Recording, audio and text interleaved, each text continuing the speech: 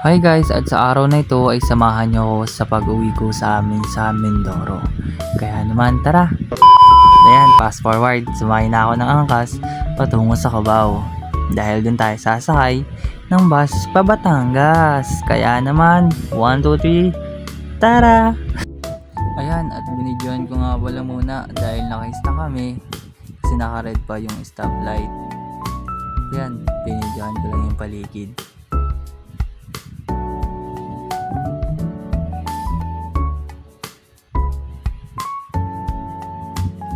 Akala ko aalis na, yung pala umisip lang si kuya.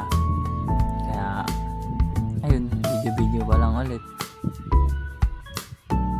Fast forward na, 1, 2, 3, tara!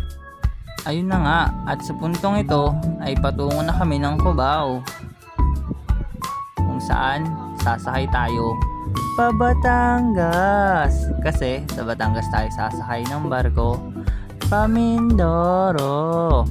Kaya naman, 1, 2, 3, tara! At ayun na nga, nakarating na tayo sa bus terminal at sa puntong yan, paakyat na tayo sa bus. At yan, naglalakad lang ako at naghahanap ng anting upuan. Nung nakakita na ako, agad na rin akong umupo. Yan, ano yan, hindi maintindihan kung saan napupunta yung camera. At sa punto naman na ito, ayan, tamang papogi lang tayo dahil hinihintay pa natin yung mga ibang pasahero. Kaya tamang chill lang at lalagyan natin ng music dyan. 1, 2, 3, pasok! Kaya ayan, sa puntong ito ay magtutulog muna tayo dahil 3 oras ang biyahe patungo sa Batangas Pier. Kaya naman, tara, samahan nyo ako at patulog tayo. 1, 2, 3, tara! Ito yun na nga, nakarating na kami ng Batangas. Kaya naman, konti na lang at malapit na tayo sa Port of Batangas, kung saan tayo sasakay ng barko patawid ng dagat. Kaya naman, tara, sabay-sabay. 1, 2, 3, tara!